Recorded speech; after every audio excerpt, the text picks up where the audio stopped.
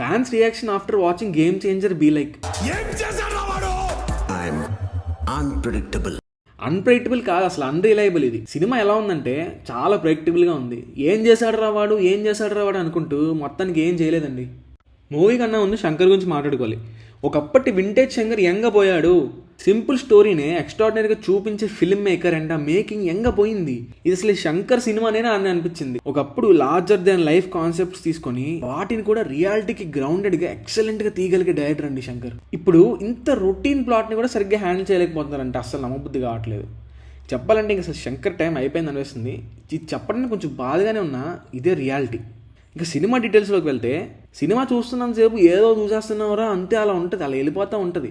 అలా మరీ చిరాకు రాదు, బాగుందిరా సినిమా అని కూడా అనిపించదు. టికెట్ ఉన్నందుకు సినిమా చూస్తున్నట్టు ఉంటుంది లిటరల్లీ. దీనికి మెయిన్ రీజన్ ఏంటంటే ఫస్ట్ స్టోరీ అంత లేదు, అంత కాదు అసలు స్టోరీయే లేదు అందులో. స్క్రీన్ ప్లే అసలా లేదు. ఇప్పుడు ఒక సినిమాకి స్టోరీ లేకపోయినా జస్ట్ స్క్రీన్ ప్లే అయితే ఎక్కడికో తీసుకెళ్ళిపోవచ్చు. దీనికి బెస్ట్ ఎగ్జాంపుల్ రీసెంట్గా వచ్చిన పుష్ప 2. కానీ ఇక్కడ స్క్రీన్ ప్లేలో అన్వాంటెడ్ అండ్ అన్నెసరీ ఎలిమెంట్స్ వల్ల అవుట్పుట్ చాలా వర్స్ట్గా ఉంది. Full lag output. అసలు లిటరల్గా చెప్పాలంటే ఫస్ట్ హాఫ్ మొత్తం సొల్లు అండ్ క్రింజ్ సీన్స్. అసలు అవసరం లేదు స్టోరీకి. అంతెందుకు అసలు హీరోనే అవసరం లేదు సినిమాలో. ఏదో పాటల కోసం అలా అటు ఇటు తిప్పుతున్నారు అంతే. Okay cool. నువ్వు 5 సంవత్సరాలు మాత్రమే మినిస్టర్, నేను చనిపోయే వరకు ఐఏఎస్. సినిమాలో కొన్ని నచ్చినవి కూడా ఉన్నాయి, అవేంటో చూద్దాం. ఆ ఇంటర్వెల్ టైం కొద్దిగా హై వస్తుంది. ఇంటర్వెల్ తర్వాత వచ్చే ఫ్లాష్ బ్యాక్ కూడా బాగుంది. ఇదైతే నా ప్రకారం బెస్ట్ పార్ట్ అనమాట మూవీలో.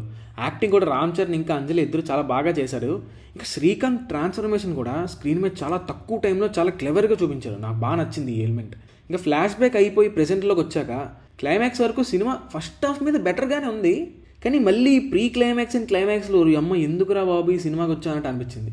ఆ క్లైమాక్స్ అయితే మరీ ఘోరం. ఎలక్షన్ కామెడీ చేస్తారు, లిబర్టీ తీసుకోవచ్చు సినిమాలో, కానీ మరీ ఇలా తీసుకోకూడదు. ఇల్లాజికల్గా ఉన్నది అసలు. అయినా మన తప్పు కూడా ఉందిలేండి. కార్తీక్ సుబ్బరాజ్ స్టోరీరా అది ఇది అని హోప్స్ ఎక్కడికో తీసుకెళ్ళిపోయాం. తీరా చూస్తే స్టోరీ కూడా ఏం లేదు అక్కడ. మూవీలో మెయిన్ పొలిటికల్ డ్రామా చాలా బేసిక్గా ఉంది. ఎమోషన్ ఎక్కడ పెద్ద జనరేట్ అవ్వలేదు. బేసికల్లీ ఓల్డ్ ఫ్యాషన్ పాలిటిక్స్ టైప్లో అయిపోయింది. హీరో కూడా విలన్ డిఫీట్ చేయడానికి అంత క్లవర్గా ఏం చేయడు. వీళ్ళిద్దరి కాన్ఫ్రంటేషన్లో ఇంట్రెస్ట్ జనరేట్ చేసే ఎలిమెంట్స్ కానీ హై మూమెంట్స్ కానీ అన్నీ మిస్ అయ్యాయి. అన్నీ simple basic and very old fashion టైప్లో అనిపించింది. ఇదే సినిమా 2005లో తీసుంటే mega blockbuster all time industry hit అయ్యేదేమో. 2025లో అయితే డెఫినెట్లీ అవుట్డేటెడ్, వెరీ అవుట్డేటెడ్. అసలు ఈ మూవీ అండ్ ఈ స్టోరీకి పాన్ ఇండియా రీచ్ ఎలా వస్తుందో అనుకున్నారో శంకర్కే తెలియాలండి. ఇంకా యాక్చువల్లీ సేమ్ ఇలాంటిదే ఐఏఎస్ వర్సెస్ పొలిటీషియన్ టైప్లో మూవీ సాయి ధరమ్ తేజ్ ఒకటి ఉంటుంది, రిపబ్లిక్ అని. ఆ మూవీ చాలా బాగుంటుంది. అక్కడ వాళ్ళు ఎగ్జిక్యూట్ చేయగలిగారు. కానీ ఆ థీమ్ని ఇక్కడ గేమ్ చేంజర్లో ఎగ్జిక్యూట్ చేయడంలో టీం అయితే ఫెయిల్ అయ్యారు, లేదా శంకరే ఫెయిల్ అయ్యాడని చెప్పాలి.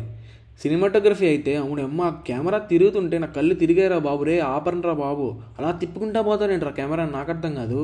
ఇన్ని నెగిటివ్స్లో ఏదన్నా పాజిటివ్ ఉందా అంటే అది తమనన్న బీజిఎం అండి. బాగా కొట్టాడు, మంచిగా అనిపించింది. సినిమాకి కూడా యాప్ట్గా వర్కౌట్ అయింది. సో ఫైనల్లీ చెప్పాలంటే ఇది ఒక అవుట్డేటెడ్ డైరెక్షన్తో వచ్చిన ఒక outdated film. That's all. Okay అండి, ఇంక చెప్పడానికి ఏం లేదు, ఇంక ఇంట్రెస్ట్ పోయింది నాకు. ఇంకా సర్లే, ఓకే, థ్యాంక్స్ ఫర్ వాచింగ్. ఈ వీడియో నచ్చినట్లయితే please do like, share and subscribe to cinema మయం. బాయ్.